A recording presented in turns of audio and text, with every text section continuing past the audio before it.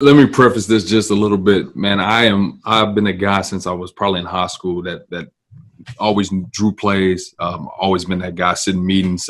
Mike can attest. I will vouch for him. We sit in these staff meetings here at the AFCA, and I look over and Mario's drawing up ball plays, and I'm like, when are you going to use that? And he's like, I'm not going to, but I'm drawing it. He's got a stack of napkins every time.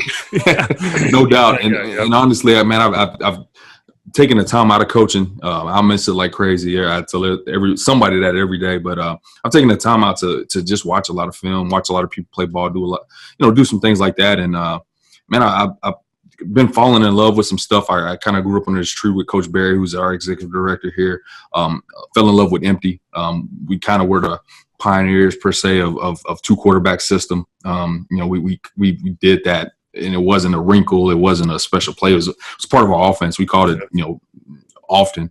And so I tend to think outside the box just a little bit with some stuff. But here lately, I've been falling in love with a new formation, which is not empty, which is very surprising if you saw any of my drawings.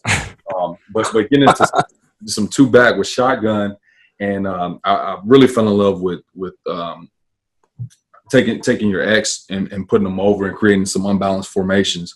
Mm-hmm. And in this particular deal, I kind of fell in love with this because you got your best of both worlds. You got your best of all worlds because you got two backs. Where they're running the ball to right now.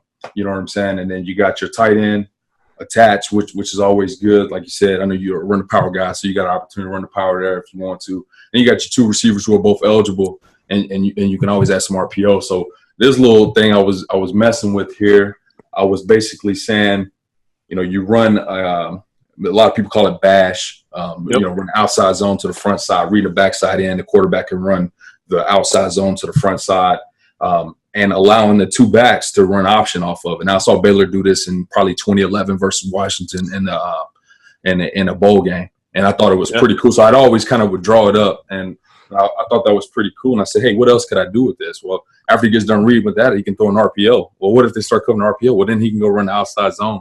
So I was just messing around with that, and I showed Mike, and he started chuckling. We started having some fun with the formation a little bit. Yeah, the original version he showed me actually had power drawn up to it. And I said, well, how are you going to read the backside in? Because on power, like your backside tackle's going to usually like funnel hinge, right? And try to protect the backside. And I was like, well, let's just run outside zone. Now you can read the backside in and pitch off the corner. So I took the power aspect out of this one, but that was my way to go across. Yeah. I know, right? Yeah. I like it. I mean, honestly, you've seen some of the stuff, and it's something that we had kind of jacked a little bit from UCF. I like the action you got there when you're running. It's triple, right? Basically, when you run, or I should say, probably speed option. Yeah, it's a little more speed option. So if I'm handing it off, I'm running speed option to the boundary, and then another way you could block it, which is what Nebraska and UCF are doing, is they're just running sprint out protection to the right side.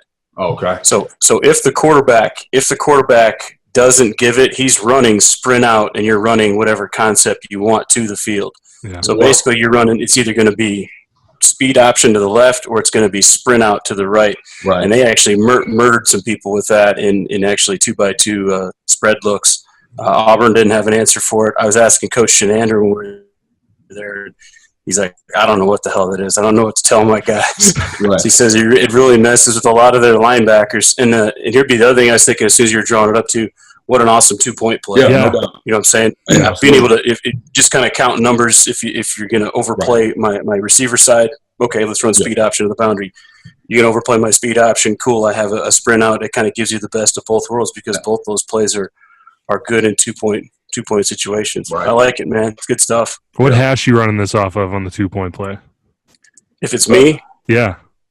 If it's me, I'd be running it on, I would say left middle. So right on the